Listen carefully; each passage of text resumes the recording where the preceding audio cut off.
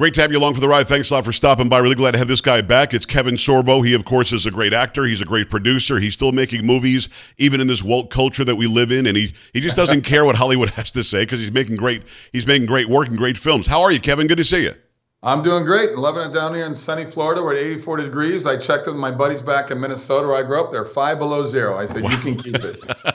I'm at 79 degrees here in central South Texas, but I grew up in South Florida, so I understand that Christmas is an 80-degree thing there. By the way, Thank you for taking a few minutes at Mar-a-Lago back in May for the premiere of 2000 Mules. I brought my mom as my date. She had a big birthday, and you were very nice to us both. It was great to meet you face-to-face. Thank you for that. Oh, thank you for taking the time, coming up and saying hello. You know, that place was packed. It was so hard to meet everybody you want to meet. I found out there was like at least 20 more friends that were there that I had no idea. We said, yeah, I was there. Where were you seated? You know what I mean? So it was just very crowded. I was just there. I was there when the president announced that he's running again. I was for that event. Nice. And, looking behind me, we see about 30 different, these media people there with all their cameras and lights. And I said, do you realize like 95% of those people hate us? It's true. They're covering it, aren't they? Yeah, they certainly were. And they all got better ratings because Donald Trump was doing something. And of course, your inclusion doesn't hurt either. What's interesting to me is that they really, really hate the guy, but they really, really don't want him to go away. I mean, even when he doesn't do anything for a week and he's out golfing, the entire week will be, the big media making news about him. He's a bad guy. His son did this. Look at his granddaughter. Look at his niece hates him or whatever. What is that? Is it because they're afraid to give up what they knew was their bread and butter for so long? I guess. Don't you find it amazing? Before he actually announced back in 2015, everybody loved him. Yes. He was on all the talk shows. He was, the liberals, everybody, the minute he made a decision, the liberals go nuts and they just attack. I mean, they are the party of hate and anger and divisiveness. They love it. They love it. They love it. They thrive on it. And it's just sad to see how bad it's gotten in terms of the divide between the country. And I've golfed with the president, and I'll tell you what, he's a fast golfer like me. So he has the Secret Service go to the next hole ahead to move people over. It's his golf course, but he says the president's coming through. All the members know. When we tee off, he drives over to those people in the fairway, gets out of the cart, shakes their hand, says, thank you for being here. We'll be out of your way in a heartbeat. Do you think Obama would have done that on the golf course? Well, no way. Well, that's the thing. Well, Kevin, you and I both know Donald Trump, and he's not that guy. He's a guy who, of course, has golden toilets at Trump Tower and everything else, so he lives lavishly. But at the same time, he's got a worker's mentality. He's almost a blue-collar billionaire. When I sat down at the White House in 2017 with him, I was very, very pleased to get the invitation. 5 people were invited, and I sat down with him one-on-one. What a nice guy. My daughter, who's my executive producer, Sam, your wife is Sam, so we've got something in common there. Sure. She was there, and the president sat down and did his greeting with me. I said, oh, by the way, this is my daughter. Popped back up, walked over to, no cameras were rolling. Nobody saw this happening. He was just a nice guy. And I don't think people realize that about him. He's a ruthless businessman, which I like, but he's a really nice guy.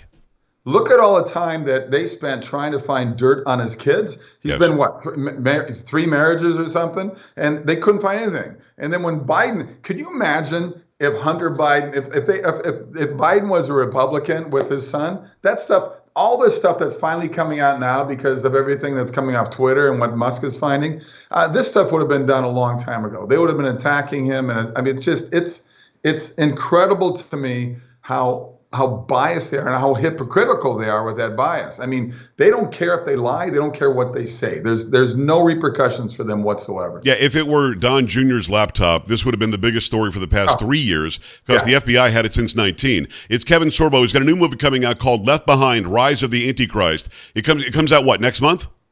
January 26th, go to leftbehindmovie.com, leftbehindmovie.com. You get all the information. We're opening on 1,100 screens across the country. It's based off the very popular Left Behind books that sold over 80 million copies. Nice. Jerry Jenkins was one of the co-authors of the book along with LaHaye. And his son Dallas Jenkins is very popular on doing a series called The Chosen. Are you producing it and acting in it, one or the other? I just directed it and I act in it as well. We got a great cast with Sean McDonough. We got Bailey Chase, we got Greg Perot, we got Sarah Fisher, we got Corbin Burnson. We got a great cast. Nice. It sounds great. Also, a big trip to Israel coming up next year in May. SorboIsraelTrip.com. And I understand there are like 20 spots left. People can literally go on this trip with you to Israel.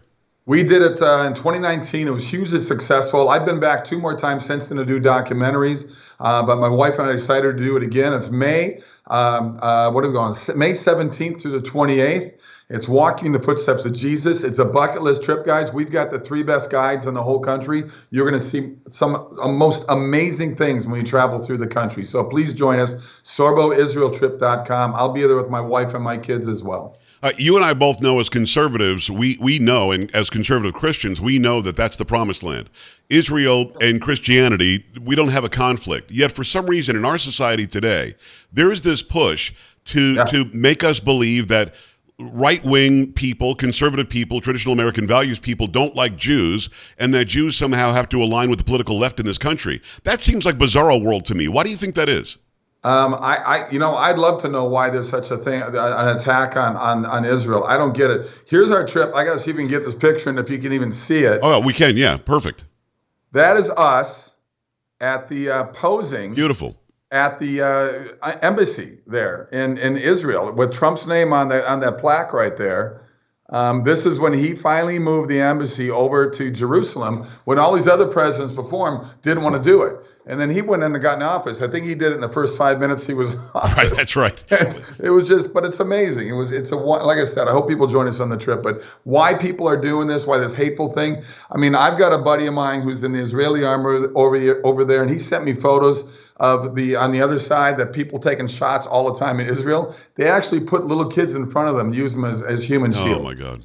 Human shields. That's what they're doing on the other side of that border. And by the way, as you already know, you already mentioned this, but I think 12 presidents promised as they ran for president they would move it to Jerusalem. They didn't. He did it. He was told the entire Middle East would melt down. Not only did it not melt down, it led to the Abraham Accords, where you've actually got Israel being recognized by parts of the Middle East, something that Joe Biden is undoing right now. But is there any reason you can think, though, that American Jews would align with the left in this country when clearly people like you and I are those who support Israel?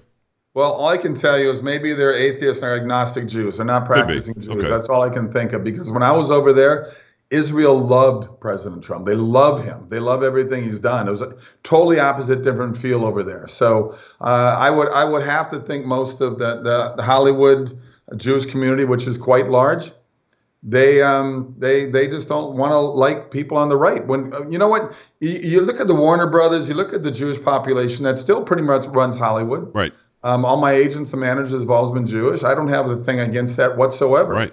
And they were all conservative. It's really the 1960s changed things in Hollywood when you had the Vietnam War, the free love, the hippie movement, the rock and roll thing. Whatever reasons, those all combined together, Hollywood became more and more liberal, and it's just accelerated on itself since the 60s. His movie is coming out in January called Left Behind: Rise of the Antichrist. LeftBehindMovie.com is where you can go get more information. It's going to be January 26th on 1,100 screens. Make sure you go and do that. If you want to travel to Israel with Kevin Sorbo and his family, sorboisraeltrip.com. Go there. There's some spots still open. I've got to ask you about Twitter. And by the way, you're K Sorbs on Twitter, right?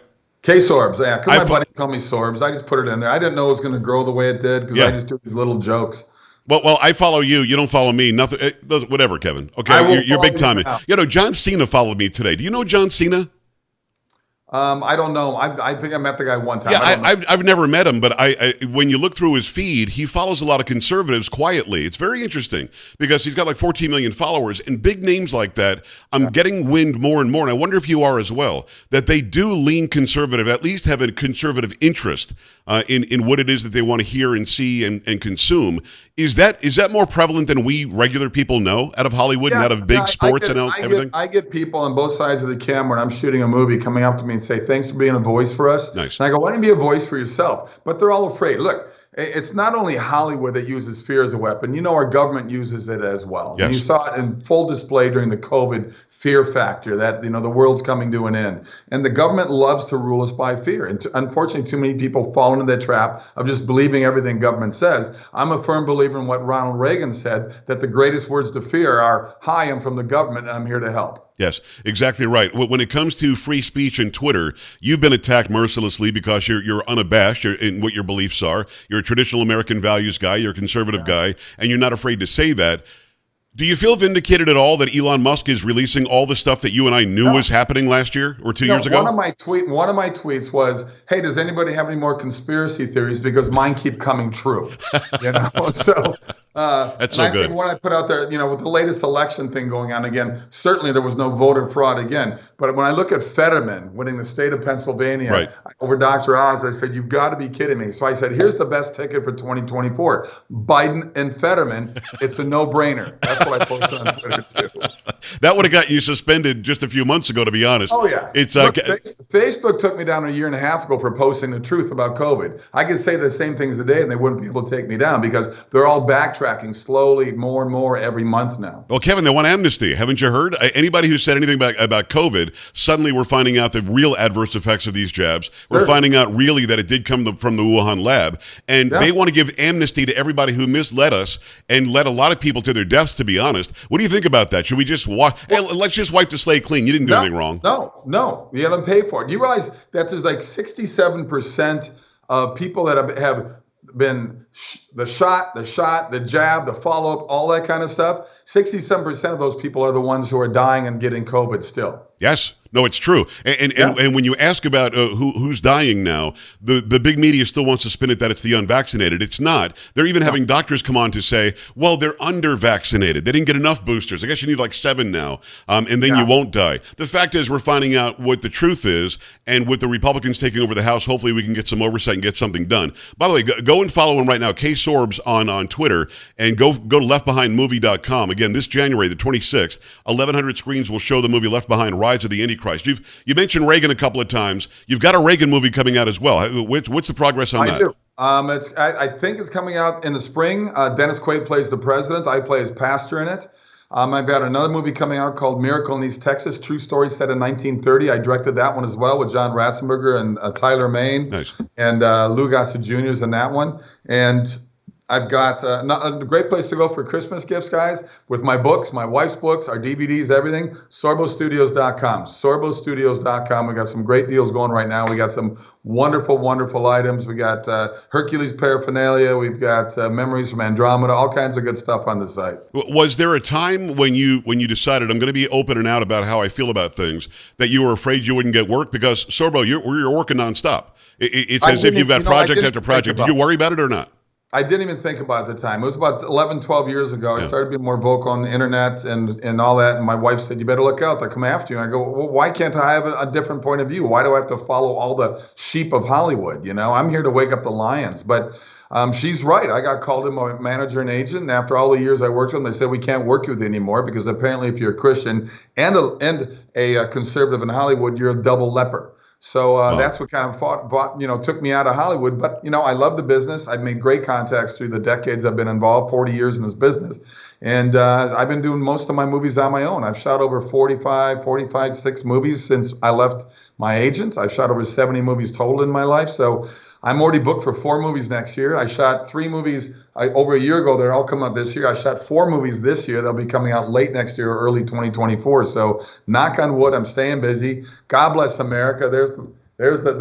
I got that painted from a commander of the Chinook helicopter in Afghanistan. He painted that and sent that to me.